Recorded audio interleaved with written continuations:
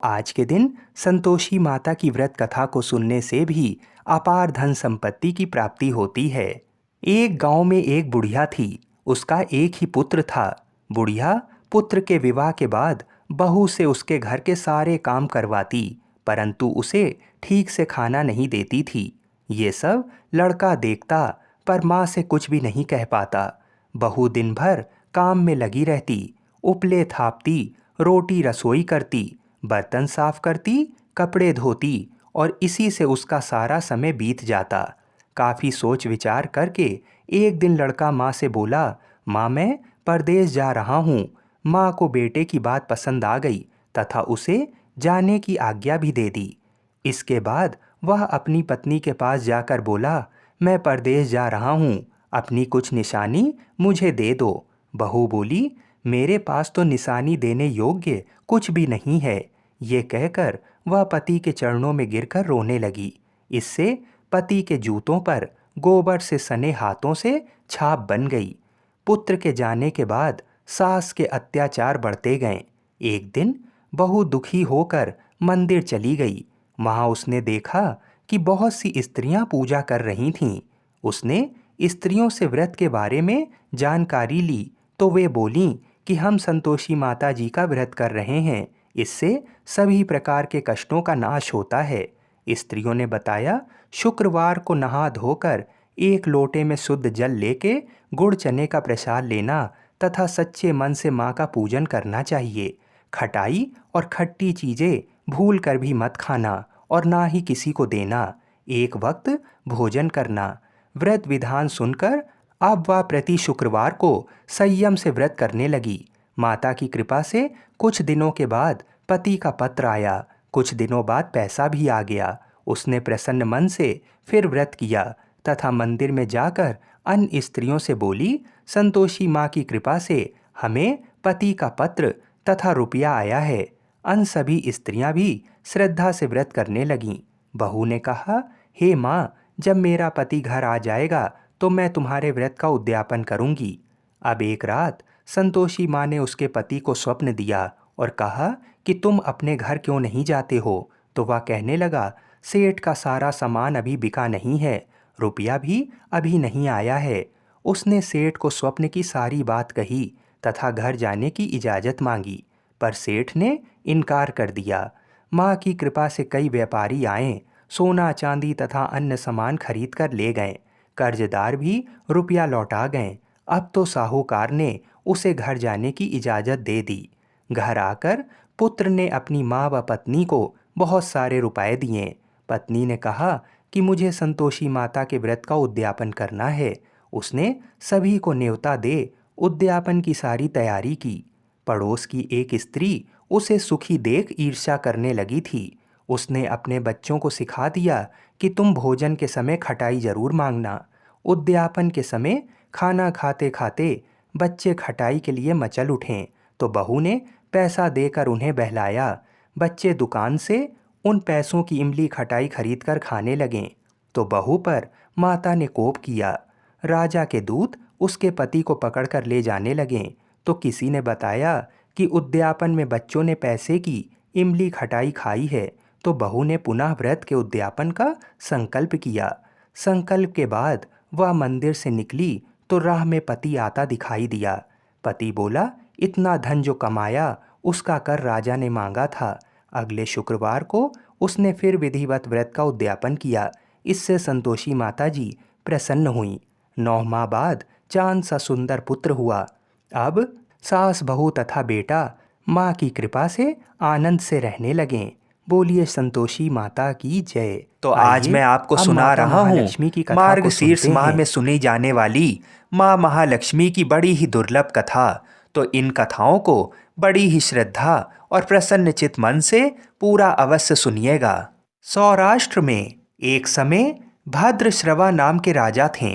वे बड़े पराक्रमी राजा थे। 4 वेद, 6 शास्त्र, 18 पुराणों का उन्हें ज्ञान था। उनकी रानी का नाम सूरज चंद्रिका था। रानी दिखने में सुंदर और सुलक्षणा थीं तथा पतिव्रता भी थीं। उन दोनों को 7 पुत्र तथा उसके बाद एक कन्या का वरदान मिला था। कन्या का नाम श्यामबाला था। एक बार महालक्ष्मी जी के मन में आया कि जाकर उस राजा के राजप्रसाद में रहें। इससे राजा को दुगनी धन दौलत की प्राप्ति होगी और वह इस धन दौलत से अपनी प्रजा को और सुख दे पाएगा। गरीब के घर अगर रहें और उसे धन दौलत प्राप्त हो तो वह स्वार्थी की तरह केवल अपने ऊपर ही खर्च करेगा। ये सोचकर श्री महालक्ष्मी जी ने बूढ़ी ब्राह्मण स्त्री का रूप धारण किया। हाथ में लाठी लिए लाठी के सहारे रानी के द्वार तक पहुंची। यद्यपि उन्होंने बूढ़ी औरत का रूप धारण किया था, पर उनके चेहरे पर देवी का तेज था। उन्हें देखते ही एक दासी सामने आई। उसने इनका नाम, धाम, काम, कर्म पूछ डाला। वृद्ध ब्राह्मण का रूप धारित माता लक्ष्मी ने कहा, बालिके, मेरा नाम कमला है।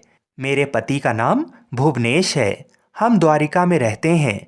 तुम्हारी रानी पिछले जन्म में एक वैश्य की पत्नी थी। वह वैश्य गरीब था। दारिद्र्य के कारण हर रोज घर में झगड़े होते थे तथा उसका पति रोज उसे मारता पीटता था। इन बातों से तंग आकर वह घर छोड़कर चली गई तथा वन जंगल में खाली पेट भटकने लगी। उसकी इस दुर्दशा पर मुझे बहुत दया आई। तब मैंने उसे सुख संपत्ति देने वाली श्री महालक्ष्मी की कथा सुनाई। मेरे कहने पर उसने श्री महालक्ष्मी का व्रत किया। श्री महालक्ष्मी प्रसन्न हुई। उसकी गरीबी दूर हो गई। उसका घर संसार दौलत, संतति, संपत्ति से भर गया। बाद में पति पत्नी दोनों परलोक सिधारे। लक्ष्मी जी का व्रत करने के कारण वे लक्ष्मी लोक में रहें। उन्होंने जितने साल महालक्ष्मी का व्रत किया उतने हजारों साल उन्हें सुख भोग मिला। इस जन्म में उसका जन्म राजघराने में हुआ है, परंतु वह श्री महालक्ष्मी का व्रत करना भूल गई है। उसे ये याद दिलाने के लिए मैं यहाँ आई हूँ। बुढ़िया की बातें सुनकर दासी ने उन्हें प्रणाम किया तथा श्री महालक्ष्मी का व्रत किस तरह किया जाए, ये सभी बातें बुढ़िया रूप धारण किए श्री महालक्ष्मी माता ने दासी को बताईं। इसके बाद वह दासी माता को प्रणाम कर रानी को बताने अंदर चली गई। राज वैभव में रहते हुए रानी को अपने ऐश्वर्य का बहुत घमंड हुआ था। संपत्ति तथा अधिकार की वजह से वह उन्मत्त हो गई थी। दासी द्वारा बताई गई बुढ़िया की बातें सुनकर वह आग बबूला होकर राजद्वार पर आकर बुढ़िया रूपी श्री महालक्ष्मी पर बरस पड़ी। उसे ये मालूम नहीं था कि श्री महालक्ष्मी बुढ़िया का रूप धारण किए द्वार तक आई हैं, परंतु रानी का इस कदर रुख बर्ताव तथा अपना अनादर देखकर माता ने वहाँ ठहरना ठीक नहीं समझा। वे वहाँ से चल पड़ीं। राह में उन्हें राजकुमारी श्यामबाला मिली। उन्होंने श्यामबाला को सारी बात बताई। श्यामबाला ने अपनी ओर से श्री महालक्ष्मी माता से क्षमा मांगी। माता को उस पर दया आ गई। उन्होंने श्यामबाला को श्री महालक्ष्मी व्रत के बारे में बताया। उस दिन मार्गशीर्ष माह का पहला गुरुवार था। श्यामबाला ने परम श्रद्धा से श्री महालक्ष्मी का व्रत रखा। फलस्वरूप राजा सिद्धेश्वर के सुपुत्र मालाधर से उसका विवाह हुआ। वह धन दौलत ऐश्वर्य वैभव से माला माल हो गई। पति के साथ ससुराल में आनंद से दिन बिताने लगी। इधर श्री महालक्ष्मी का रानी पर प्रकोप हुआ। फलस्वरूप राजा भद्रश्रवा का राज्य एवं राज कारोबार नष्ट हो गया। यहाँ तक कि खाने के लाले पड़ गए। ऐसी हालत में एक दिन रानी ने राजा से निवेदन किया कि हमारा दामाद इतना बड़ा राजा है, धनवान है, ऐश्वर्यशाली है, क्यों ना उसके पास जाएं, अपना हाल उसे बताएं, वह जरूर हमारी मदद करेगा। इस बात पर राजा भद्रश्रवा दामाद के पास रवाना हुए। राज्य में पहुंचकर एक तालाब के किनारे थोड़ी देर विश्राम लेने के लिए ठहरे। तालाब से पानी लेने आती जाती दासियों ने उन्हें देखा। उन्होंने विनम्रता से उनकी पूछताछ की। जब उन्हें ये मालूम हुआ कि वे रानी श्यामबाला के पिता हैं, तो दौड़ते हुए जाकर उन्होंने रानी को सारी बातें बताईं। रानी ने दासी के हाथ राज परिधान भेजकर बड़े ठाठ से उनका स्वागत तथा आदर सत्कार किया, खान पान करवाया। जब वे लौटने लगें तो सोने की मोहरों से भरा घड़ा दिया। राजा भद्रश्रवा जब वापस लौटें तो उन्हें देखकर रानी सूरज चंद्रिका खुश हुईं। उन्होंने सोने की मोहरों से भरे घड़े का मुंह खोला, पर हे भगवान, घड़े में धन के बदले कोयले मिले। ये सब श्री महालक्ष्मी के प्रकोप से हुआ। इस प्रकार दुर्दशा में और कई दिन बीत गए। इस बार रानी स्वयं अपनी कन्या के पास गई। वह दिन मार्गशीर्ष माह का अंतिम गुरुवार था। श्यामबाला ने श्री महालक्ष्मी का व्रत किया, पूजा की, अपनी माता से भी व्रत करवाया। इसके बाद रानी अपने घर आई। श्री महालक्ष्मी का व्रत रखने पर उसे फिर से अपना राजपाट, धन दौलत, ऐश्वर्य प्राप्त हुआ। वह फिर से सुख शांति आनंदमय जीवन बिताने लगी। कुछ दिनों बाद राजकन्या श्यामबाला अपने पिता के घर आईं। उसे अपने घर देखकर सूरज चंद्रिका को पुरानी बातें याद आईं। यही कि श्यामबाला ने अपने पिता को घड़ा भर कोयला दिया था और उसे तो कुछ भी नहीं दिया था। इस कारण श्यामबाला को पिता के घर आने पर उसका कोई आदर आतिथ्य नहीं हुआ, बल्कि अनादर हुआ। पर उसने इस बात का बुरा नहीं माना। अपने घर लौटते समय उसने पिता के घर से थोड़ा नमक ले लिया। अपने घर लौटने पर उसके पति ने पूछा, अपने मायके से क्या लाई हो? इस पर उसने जवाब दिया कि वहाँ का सार लाई हूँ। पति ने पूछा, इसका मतलब क्या हुआ? श्यामबाला ने कहा, थोड़ा धीरज रखो, सब मालूम हो जाएगा। उस दिन श्यामबाला ने सारा भोजन नमक डाले बिना पकाया और परोसा। पति ने खाना चखा। सारा खाना नमक बिना था, इसलिए स्वाद नहीं आया। फिर श्यामबाला ने थाली में नमक डाला। इससे सारा भोजन स्वादिष्ट लगने लगा। तब श्यामबाला ने पति से कहा, यही है वह मायके से लाया हुआ सार। पति को उसकी बात सही लगी।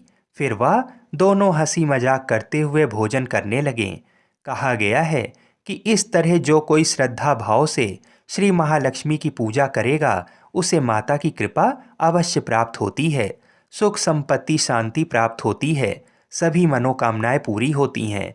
परंतु ये सब प्राप्त होने पर भी माता की पूजा को भूलना नहीं चाहिए। हर गुरुवार को व्रत पाठ अवश्य करना चाहिए। इस तरह श्री महालक्ष्मी की महिमा भक्तों की मनोकामना पूरी करती है। बोलिए श्री लक्ष्मी नारायण भगवान की जय।